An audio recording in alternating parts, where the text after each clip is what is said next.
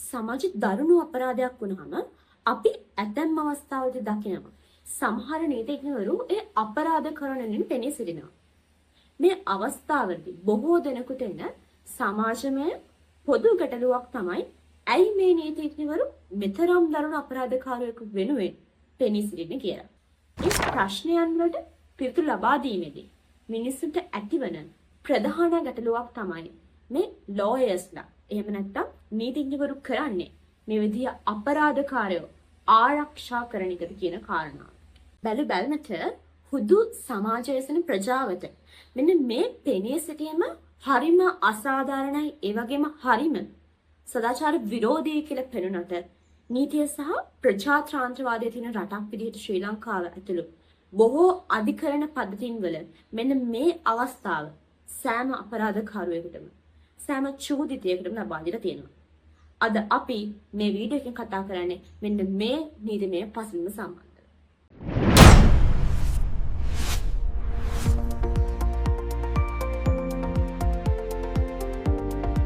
මේ ආකාරයට නීතිඥවරුන් මේ අපරාධකරුවන් හෝ චෝදිතයන්ගේ පෙනී සිටින්නේ හුදෙක් මූල්‍යමය පරමාර්ථ සඳහා පමණක් නෙවෙයි.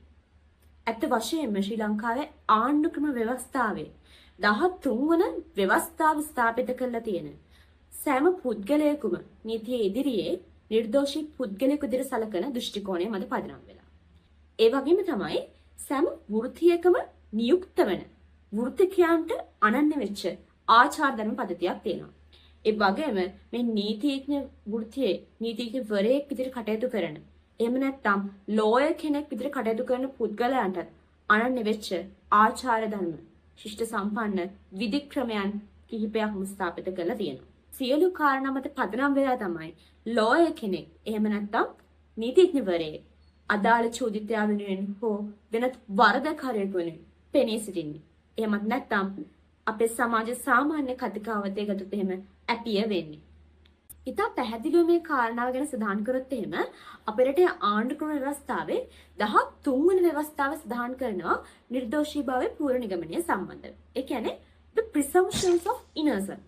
ඒ කියන්නේ යම් කිසි අධිකරණ පද්ධතියක් තුළින් අදාළ පුද්ගලයා සාධාරණ සැකයෙන් ඔබට වරදකරුවෙක් චෝදිතයා වරදකරු බවට පරිවර්තනය වුණොත් පමණයි ඔහුට දඩුවම් හිමි වෙන්නේ. ඒ අවස්ථාවේදී පමණයි ඔහු වරදකරුවෙකු විදිහට පිළිගන්නේ.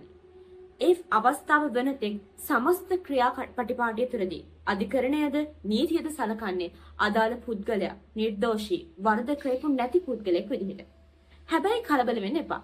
මෙන්න මේ අවස්ථාවේදී කරන්නේ මෙන්න මේ නිගමනයත් සහිතව අදාළ නීතිඥවරයා අදාළ තමන්ගේ සේවා දායකයාට තමන්ගේ නඩු කටයුත්තට උදව් වීම පමණයි.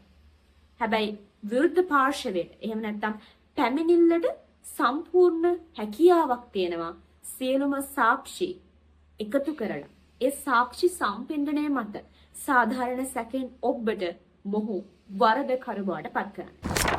සරලවම කිව්වොත් එහෙම නීතිඥවරයෙක් උසාවියට ගිහිල්ලා චෝදිතයෙක් වෙනුවෙන් පෙනීලා කරන්නේ මාගේ මේ සේවාදායකයා නිවැරදි කරු කියලා ප්‍රකාශ කරලා බොරු කියන එකවත් බොරු සාක්ෂි ඉදිරිපත් කරන එකවත් නෙවෙයි. අනිත් විරුද්ධ පාර්ශවය අභියෝගයට ලක් කරන එක මේ වරදට සම්බන්ධව අදාළ චෝදිතයාට පවත්නා වූ වැරදි සහගත චෝදනා නිවැරදි සාක්ෂි සහිතව ඔප්පු කරන්න කියන බලපෑම තමයි නීතිඥවරයෙක් අධිකරණයේදී කරන්නේ.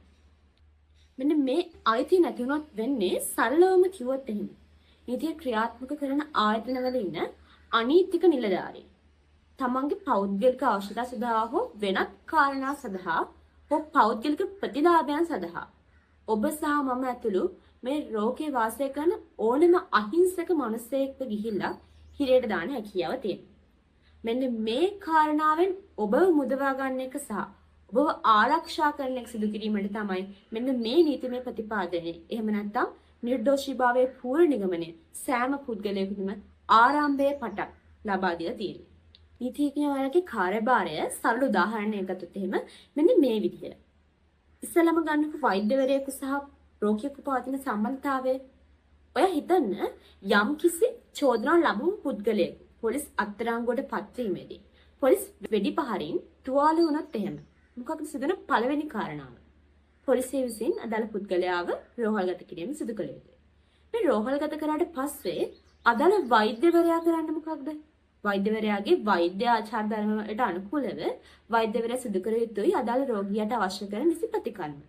ඒ කියන්නේ අදාළ පුද්ගලයාගේ චරිතය හෝ පෞද්ගලික හැකියාවන් හෝ පෞද්ගලික ක්‍රියාකාරකම් විනිශ්චය කිරීමෙන් තොරව තමන් ඉදිරියට පැමිණෙන ඕනම රෝගියෙකුට සමානව සහ නිසි ප්‍රතිකර්ම ලබා දීම තමයි වෘත්තියක් වශයෙන් වෛද්‍යවරයෙකු සිදු කරන්නේ. අන්න ඒ කාරණාව වගේම නිරීක්ෂකවරයාගේ කාර්යභාරයත් වගකීමත් යුතුයකමත් ඒ විදිහටම ඔබත් කල්පනා කරන්න. නීතිඥවරයා කියන්නේ තවත් වෘත්තිකයෙක්. ඔවුන්ටත් ආචාර ධර්ම ප්‍රමාණයක් තියෙනවා. එතකොට නීතිඥවරයෙකුගේ වෘත්තිමය ආචාර ධර්ම වලට අනුකූලව ඕනම සේවාදායකයෙක් එහෙම නැත්නම් සේවයේ බලාපොරොත්තුෙන් පැමිණෙන ඕනම පුද්ගලයෙකුට එක හා සමානව සැලකීම සිදු කළ යුතුයි. ඒ කියන්නේ කිසිම පුද්ගලයෙකුට උස් පහත් ભેදයකින් තොරව කටයුතු කිරීම, නොසලකා හැරීම. එහෙම නැත්නම් අපි කියන්නේ ඉංග්‍රීසියෙන් ඉග්නෝර් කිරීම කියලා. අන්න එන්නේ ඒ විදිහට කටයුතු කරන්නට අපිට අවසර ලබා දෙන්නේ නැහැ. අපි ප්‍රතිපත්ති වලට අනුකූලව ප්‍රතික්ෂේප කිරීම හැකියාව තිබ්බට අපිට සම්පූර්ණයෙන්ම අදාළ පුද්ගලයාව කොන් කිරීමට ඒ වගේම අදාළ පුද්ගලයාට එරෙහිව කටයුතු කිරීමට හැකියාවක් ලැබෙන්නේ නැහැ. මෙන්න මේ කාරණාව තමයි නීතිඥවරයෙකුගේ වෘත්තීය ආචාර ධර්මවල කැප් බ්‍රෑන්ඩ් රූල් එක කියලා කියන්නේ. සරලවම කිව්වොත් එහෙම නීතිඥවරයෙක් පෙනී සිටින්නේ අදාළ අපරාධය වෙනුවෙන් නෙවෙයි. අදාළ අපරාධයට චෝදිතය වශයෙන් චෝදනා ලබපු පුද්ගලයාගේ නීති අනුකූල අයිතිවාසිකම් වෙන්න. සරලව හිතන්න නීතිඥයෙකු නැතුව උසාවියක නඩුවක් කතා වෙනවා කියලා. එතන ඉන්නේ පොලිසිය, චෝදිතය සහ අදාළ අධිකරණ නිශ්චයකාරතුමා පමණයි. එතකොට නීතිඥ සහායක් නොමැති චෝදිතයෙකුට තමන්ගේ නිර්දෝෂීභාවය ඔප්පු කරන්න. ඇත්තටම ඔහු නිර්දෝෂී පුද්ගලයෙකු නම් ඔහුට හැකියාව තියනවද? ඔහුට දැනුමක් තියනවද? සරලවම ගන්නකො අපරාධ නඩුවක් සම්බන්ධව ඔහුට හැකි වෙයිද? ඔහු ඇත්තටම නිර්දෝෂී වුණා ඒ නිර්දෝෂීභාවය ඔප්පු කරගන්නට. මෙන්න මේ අවස්ථාවේදී මේ තරාදිය බැලන්ස් කරන්න. එහෙම නැත්නම් සමබර කරන්න තමයි නීතිඥයෙකු වැදගත් වෙන්නේ. රජයේ අධික බලය අනීතිකව භාවිතා කිරීම වළක්වලා නීතිය ආධිපත්‍ය ආරක්ෂා කරන්නට මේ සමතුලිතතාවය ඇති කරන්නට තමයි විත්තිය නීතිඥවරයෙක්. එහෙම නැත්නම් පැමිණිල්ලට විරුද්ධ පාර්ශවයේ චෝදිතයාගේ නීතිඥවරයා කටයුතු කරන්නේ සහ පෙනී සිටින්නේ. යම්කිසි වරදකට තමන් වැරදිකරුවෙක් විදිහට චෝදනාව ලබපු නිර්දෝෂීභාවය ඇත්තටම පවත්නා පුද්ගලයෙකුගේ නිර්දෝෂීභාවය ඔප්පු කරන්න වගේම යම්කිසි වරදකට වැරදිකරුවෙකු බවට පත්වන චෝදිතයෙකු, ඒ කියන්නේ ඇත්තටම වරද කරපු පුද්ගලයෙකුට නීතියෙන් ලබා දිය යුතු දඩුවම ලබා දීම සහතික කරන්නක් තමයි විත්තිය නියෝජනය සිදු කරන්නේ. ඒ කියන්නේ නීතිය ඉක්මවා කිසිදු වරදකරුවෙකුට උනත් දඩුවමක් නියම කරන්නට නැත්නම් පනිෂ්මන්ට් එකක් දෙන්නට, ඉම්ප්‍රිස්මන්ට් කරන්නට නැත්නම් සිරගත කරන්නට තියෙන හැකියාව අවස්ථාව අවහිර කිරීම මගින් අදාළ චෝදිතයාගේ අයිතිවාසිකම් තහවුරු කිරීම තමයි මේ විත්තිය නීතිඥවරු අනිත් පාර්ශ්ව වෙනුවෙන් පෙනී සිටීම සිදු කරන්නේ. අවසාන වශයෙන් මේ විත්තිය නීතිඥවරයෙකු පෙනී සිටීමෙන් අදහස් කරන්නේ අදාළ නීතිඥවරයා අපරාධකරුවන් ආරක්ෂා කරලා අපරාධයට සහාය දැක්වීම නෙවෙයි. අදහස් කරන්නේ ඕනම ශිෂ්ට සම්පන්න සමාජයක තමන්ගේ නිදහස වෙනුවෙන් තමන්ට සටන් කරන්නට අයිතියක් තියෙනවා සහ ඒ නිදහස වෙන සටන් කිරීමේ අයිතිය තහවුරු කිරීම සම්බන්ධව සහයෝගය දැක්වීම සිදු කරනවා කියන කාරණාව. නීතිඥ වෘත්තියේ තියෙන ස්වාධීනත්වය සහ ඒ වෘත්තියේ පවත්නා වූ අපක්ෂපාතී බව තහවුරු කිරීමට හොඳම උදාහරණයක් තමයි මහා අධිකරණ විනිසුරු සත් අභේපිටිය මහතාගේ ඝාතන නඩුව. ඒ විනිසුරුවරයෙකුගේ ඝාතන නඩුව. මෙන්න මේ ඝාතන නඩුවේදී පවා අදාළ චෝදනාව ලද චෝදිතයා වෙනුවෙන් පෙනී සිටීමට නීතිඥවරු ඉදිරිපත් වුණා. ශිෂ්ට සම්පන්න සමාජයක නීති තහවුරු කරන්නට පවතින අත්‍යවශ්‍ය අංගයක් විදිහට තමයි මේ විදිහට නීතිඥවරු දෙපාර්ශ්ව වෙනුවෙන්ම වර්ධකරුවෙකු වුවත් නොවුවත් වින්දිකයෙකු වුවත් නොවුවත් සෑම පාර්ශ්වයක් වෙනුවෙන්ම නීතිඥ සහායක් ලබා දෙන්නේ.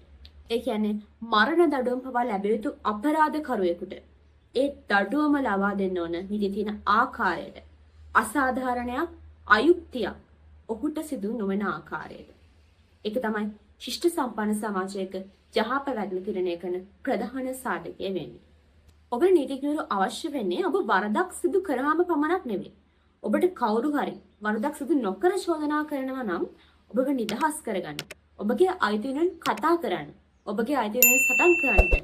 සහයෝගය දක්වන්න නීතිඥයෙක් අත්‍යවශ්‍ය වෙනවා. නීතිමය ආධිපත්‍ය එහෙම නැත්නම් rule of law කියන සංකල්පය ආරක්ෂා වෙන්නේ සහ නිර්මාණය වෙන්නේ මේ සියලු පූර්ව නිගමනවල එකතුවෙන්. උදාහරණයක් විදිහට නිර්දෝෂීභාවයේ පූර්ව නිගමනය, ඒ වගේම නීති ඉදිරියේ සියලු දෙනාම සමානව සැලකීම, ඒ වගේම නීති ඉදිරියේදී නීති නොදැන සිටීම, නීතියේ වරදට සමාව ලබා දීමට හේතුවක් නොවන බව ප්‍රකාශ කිරීමත් ස්ථාපිත වෙලා දිනේ මෙන්න මේ කරුණු කාරණා මත පදනම් වෙලා කියලා.